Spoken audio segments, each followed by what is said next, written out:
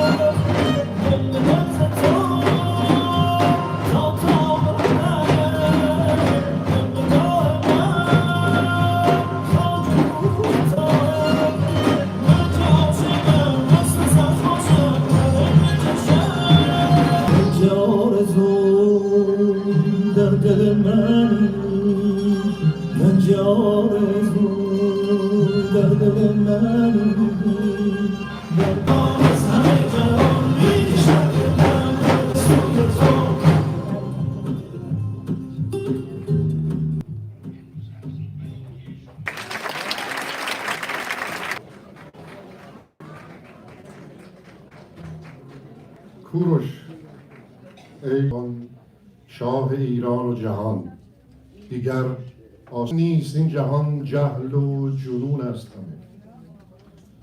کوروش شاه جهان، شاه ایران و جهان، اعصار به سرپنجه تدبیر بدر و دگرباره بگستر علم داد به بیداد زمان.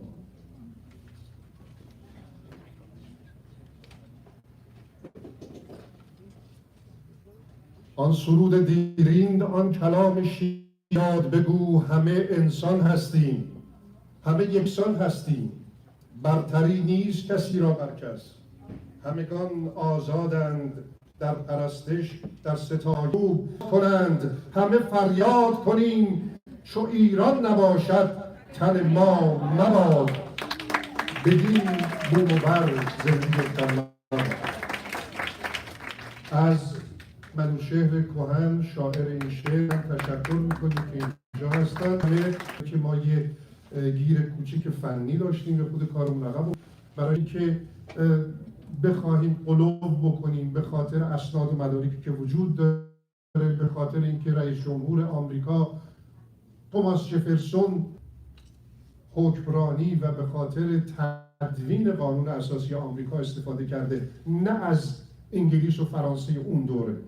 به هر حال من سخن رو کوتاه میکنم و خواهش میکنم که چند دقیقه میکروفون در اختیار خانم شاملو باشه و برای که همینطوری سریع بریم جلو. خانم شاملو رو خواهش میکنم تشریف بیارن. خانم شاملو نیستن؟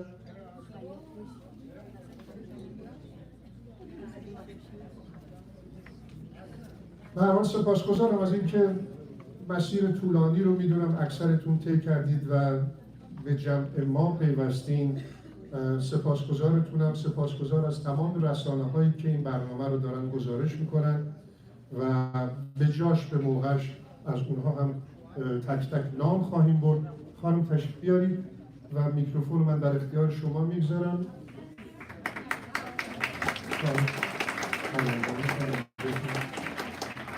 خواهش میکنم.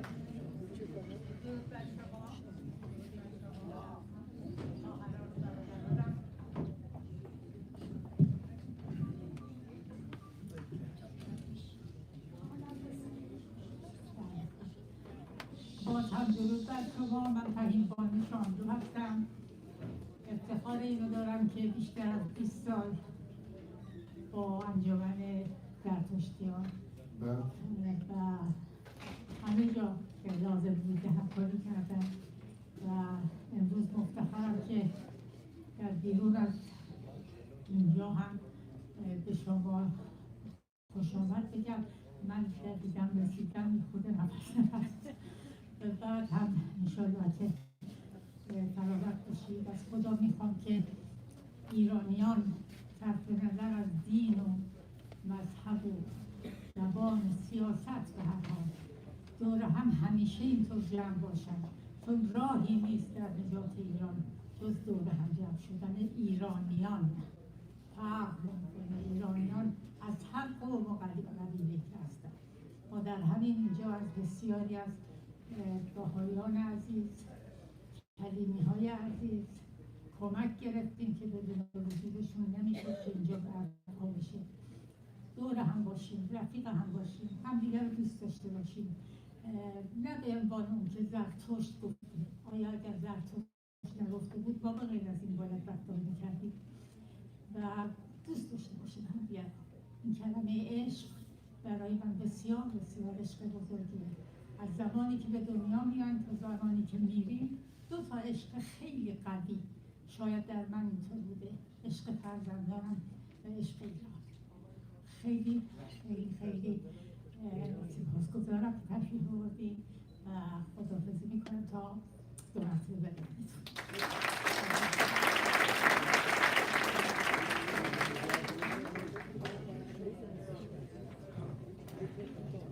سپاس از خانم شاملو. از جناب دکتر خسرو مهرفر دعوت میکنم تشریف بیارن، چون سخنرانان فرصت ندارن و باید که سریعتر دارم. درود و سپاس بر همه شما عزیزان و greetings to all. A few words in Persian language first. یادی میکنم از مهندس امینی سام که طرح و اندیشه این تندیس به این زیبایی رو بیش از 2 دقیقه پیش بنا گذاشت و به همت مهندس بهنام آبادیان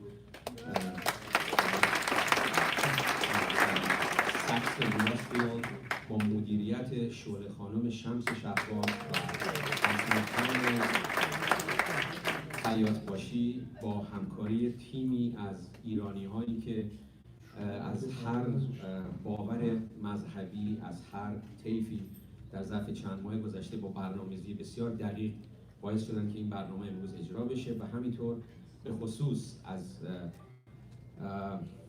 مرکز فرهنگی زرتشتیان کالیفرنیا در این مکان مقدس که اجازه دادن با افتخار اولین تندیس این مرد بزرگ رو بنا کنیم.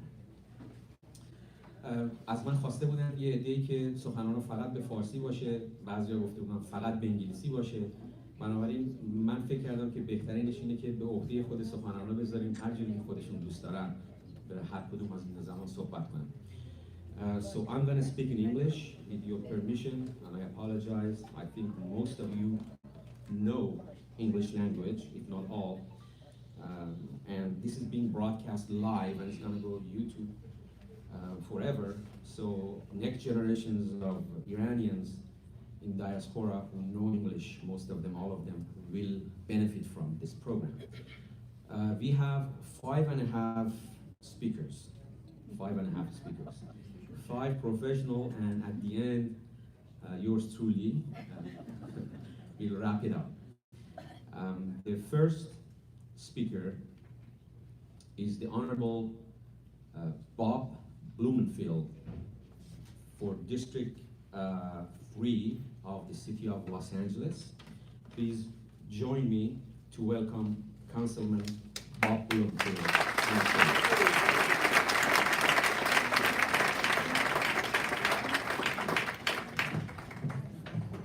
Thank you so much for that introduction. Hello, everybody. So I'm Bob Blumenfield. In Tarzana. I also represent Woodland Hills, Reseda, Winnetka, Canoga Park. So I'm on the LA City Council, but I represent the West San Fernando Valley. And I can't tell you, I am so honored to be here and to be included in this ceremony. And I want to express my deep thanks to the Zoroastrian Cultural Center of Los Angeles for this incredible invitation, to the philanthropist, Bennam Abadian, and the good deeds.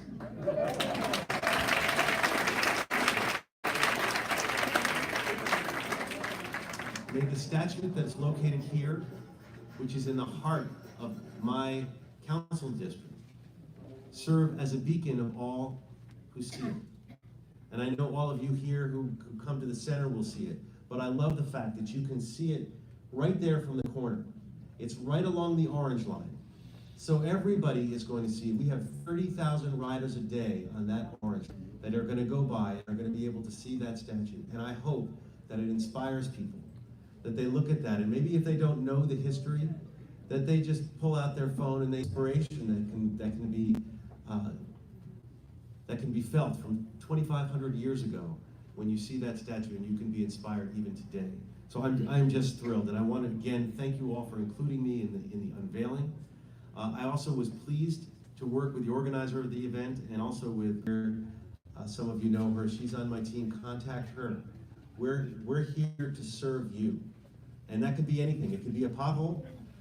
It could be issues with the police. Whatever it is, we want to make sure that we are your advocates with the city of Los Angeles.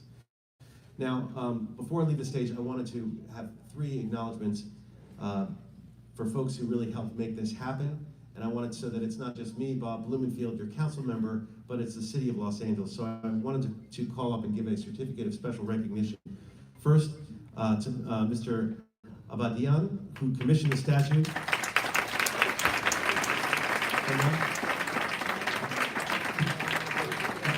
Please accept this small token of appreciation for, obviously, for helping sponsor this whole event, but for all that you do in the community and for providing this wonderful statue.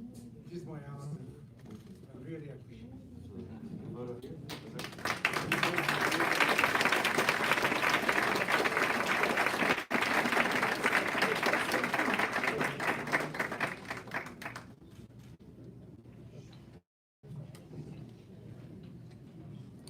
Second, I'd like to ask Mrs. Mitra Zrtshtian, please come on up. I have a certificate from the Zoroastrian Center for you to receive. And while she's coming up, I'll tell you what it says. It says, on behalf of the city of Los Angeles, I'd like to thank the Zoroastrian Cultural Center of Los Angeles for your dedication to the ideal of tolerance. Your contribution to the committee is much appreciated, and today's artistic installation is sure to inspire many generations to come. So please accept this small photo.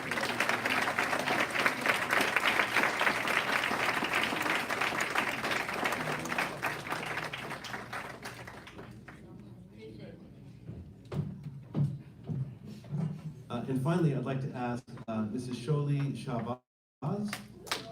Please come on up. And this is a certificate on behalf of the Cyrus Heritage Committee. It says something similar. I want to thank you for your dedication to the ideal of tolerance. Your contribution to the community is much appreciated. It goes on from there, but thank you so much. I appreciate it.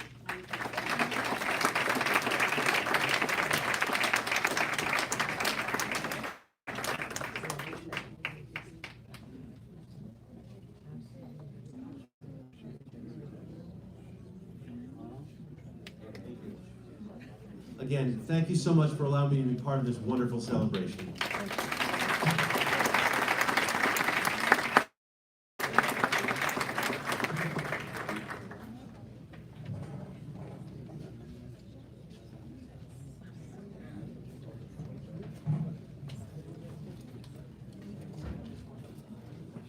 حالا که با گفتار نیک کانسلمن بلومنفیلد آشنا شدید، میخوام یک کمی با کردار نیک کانسلمن هم آشنا بشید. Now that you heard the good words of the councilman Blumenfield, and I was debating to say first or last. I thought maybe he comes on the stage first, let you know his achievements for this district. Councilmember Bob Blumenfield was elected to the Los Angeles City Council in March 2013. He represents the 3rd Council District, which spans the northwest portion of Los Angeles Park, Reseda, Senator B. Bradley, Congressman Howard Bremen, and as a staff designee to the House Budget Committee.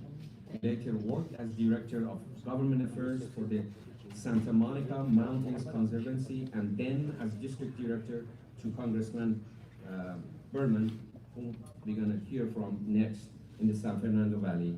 In addition, he has served on numerous non-profit boards, including the Anti-Defamation League, Children's Express, and the LA League of Conservation Voters.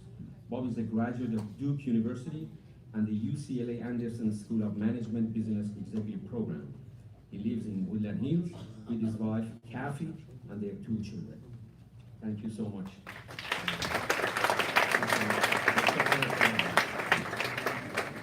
Our next speaker is Miss Hannah Morrison, representing the Congressman Brad Sherman of District 3. Please join me to welcome Miss Hannah.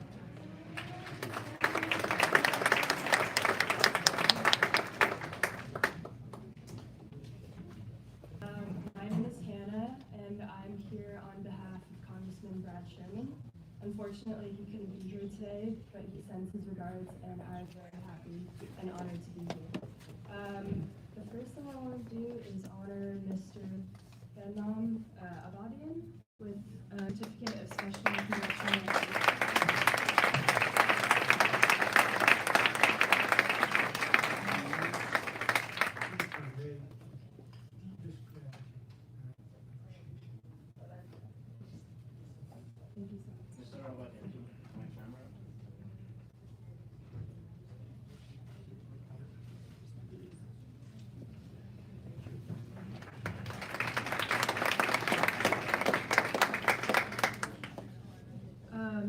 And more broadly, I think that I'd just like to say that Congressman Brad Sherman really cares deeply about protecting religious minorities abroad, and as a senior member of the House Foreign Affairs Committee, he is dedicated to protecting those rights abroad.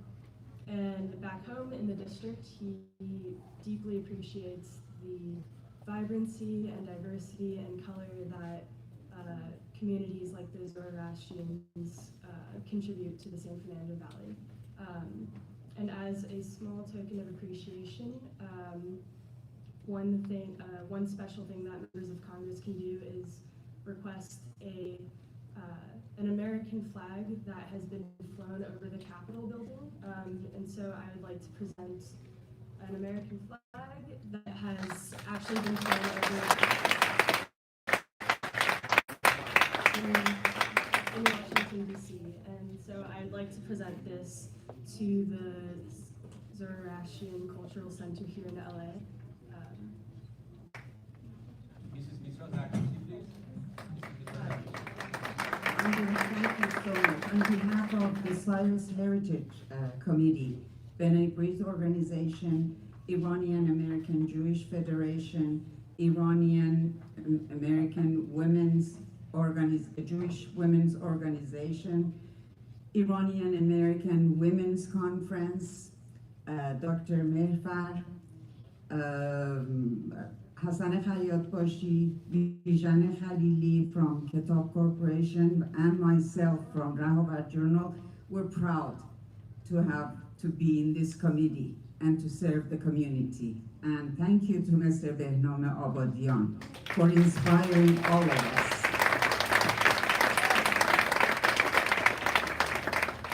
Thank you very much. We all appreciate you coming here, and thanks a lot. Thank you so much. Thank you. Thank you so much. Thank you.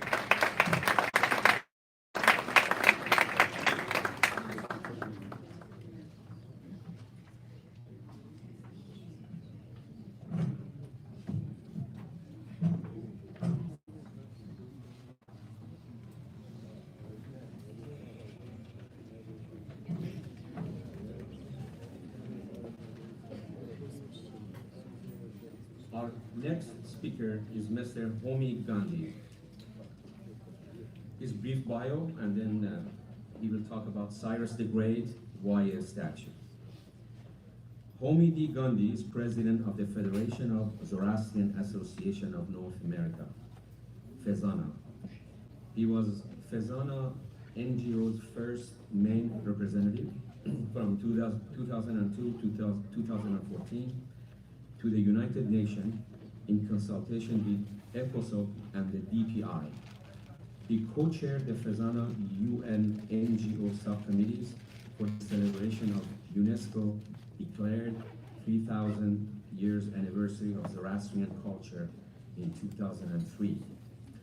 From 2002 to 2008, Mr. Gandhi was president of the Zoroastrian Association of Greater New York. Mr. Gandhi retired from active corporate life after working for 20 years in public accounting and for 25 years in financial service industry regulation at the New York Stock Exchange and the Financial Industry Regulatory Authority. Mr. Gandhi is a member of Religious for Peace USA Council of Presidents and was honorary treasurer of the organization from 2009 to 2016. He is also president of the Religions for Peace International World Council. He has participated in meetings of national and international interfaith leaders prior to G8 and G20 summits, has presented papers at numerous conferences, and is active in community services. In recognition of his community services, Mr. Gandhi was awarded Temple of Understanding's Interfaith Visionary Award in 2010. He was also honored to ring the New York Stock Exchange opening bell in 2004 in recognition of his significant service to the community. The topic of Mr. Gandhi's speech is Cyrus the Great, why a statue, as I mentioned earlier. Please join me to welcome Mr. Gandhi.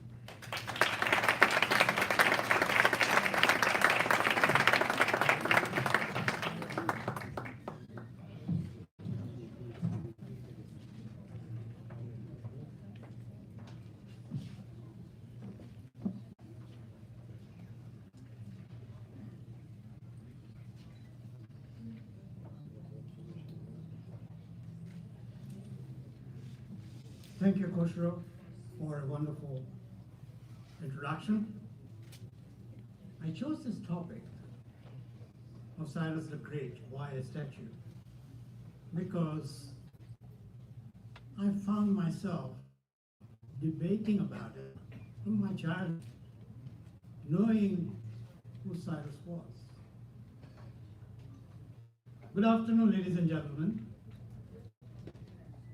and honored guests. Thank you for inviting me to speak today. I'm so incredibly pleased to stand here with you on this momentous day to celebrate the unveiling of the Cyrus the Great statue. As a Parsi Zoroastrian, I grew up learning about Cyrus the Great almost by osmosis. Almost every other boy I knew in our Parsi community in India was named Cyrus. It was easy to realize why on that the namesake was revered as a great and good Cyrus. Why exactly he is relevant in America, I found out much later, much later, after living in the US for some years. In the early 2000s, I was approached during my tenure as president of Zoroastrian Association of Greater New York, known as ZACI. It's a California Zoroastrian Center sister organization in New York, about installing a stone statue of Cyrus the Great on our property. Cost constraints prevented us from pursuing its acquisition at that time. A few years later, I saw a statue of the king in the Olympic Park in Sydney, Australia. My resolve was ignited again, but by then the artists had stopped making those statues. Over the years, I learned more about Cyrus's connection to the American society in which we all live. On behalf of Fazana, I work with the British Museum and the Persian Heritage Foundation through 5 cities in the US. We organize symposiums, lectures, and so on, coinciding with each showing of the Cyrus cylinder. Americans turned out in numbers, in thousands, to view the ancient, perhaps the first Declaration of Human Rights cast on a small clay cylinder in a language long forgotten. This language, which was used by a king as much as he should have been. Leaders at any age stand to benefit from inspiration, which plants its seeds for later manifestation and realization. America's founding fathers were inspired by Cyrus, even though they were familiar with many ancient and modern sources on ideas of governance and leadership, because his ideas and aspirations resonated with their own and their innermost beliefs, values, and conscience. Cyrus founded a stable empire that lasted for over 2 centuries and was the world's first multinational, multilingual, multicultural, multi-religious, and multi-ethnic unity of states, much as the United States is today. His history, leadership style, and philosophy of government, as presented in Xenophon's Cyropaedia, influenced Alexander, Shepard, Cicero, Caesar, Machiavelli, and most relevant to us today, the views of the founding fathers of America. Ben Franklin, Thomas Jefferson, James Madison, John Adams, George Washington, we're all familiar with Cyropaedia. The letters and records show how greatly this work influenced the thoughts in founding our nation. To give you some examples, America's founders saw virtue as essential for the establishment and success of the Republic. George Washington once wrote, "Without virtue and without integrity, the most brilliant accomplishments can never gain this respect. Never gain the respect of the truly valuable part of mankind." Other founders constantly preached the importance of virtue in governance. The Cyropaedia has been described as a delineation of virtue as embodied in Cyrus. It implies that Cyrus governed in accordance with the principles of his Zoroastrian faith. Furthermore, Xenophon asserts that he ruled by example, Umata, Ukta, and Uvarashta. He displayed moderation, self-control, and self-restraint in his own governance and leadership. He sought diversity in council, but unity in governance.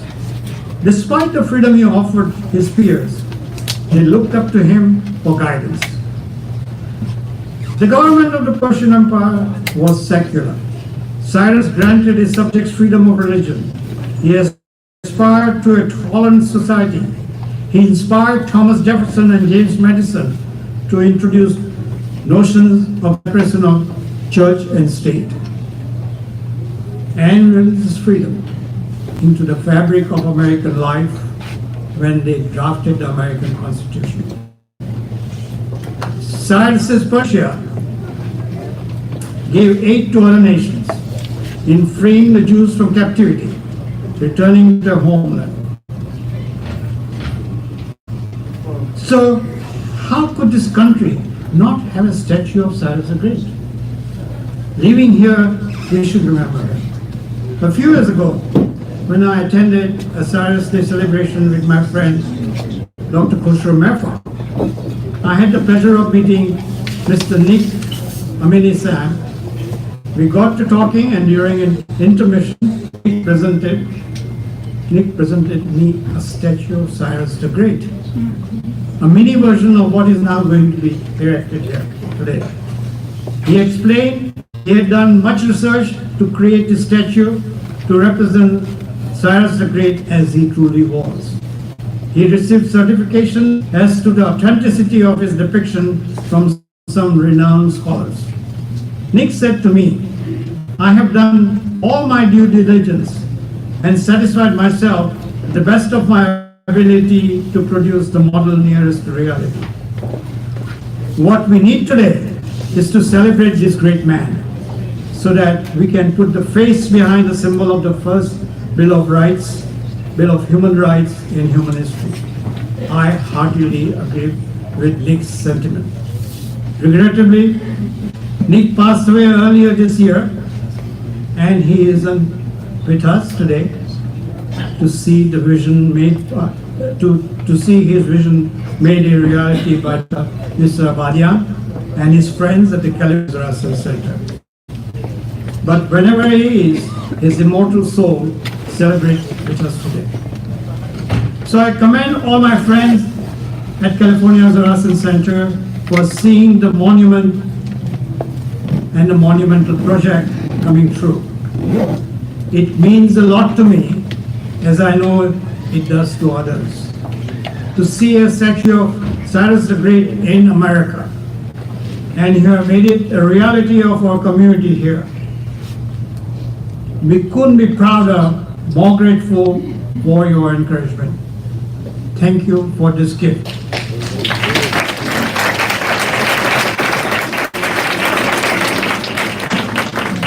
Hamazo Hama Shobe.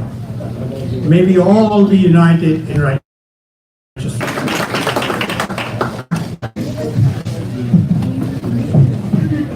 Has a Master of Arts in Iranian and Semitic philology.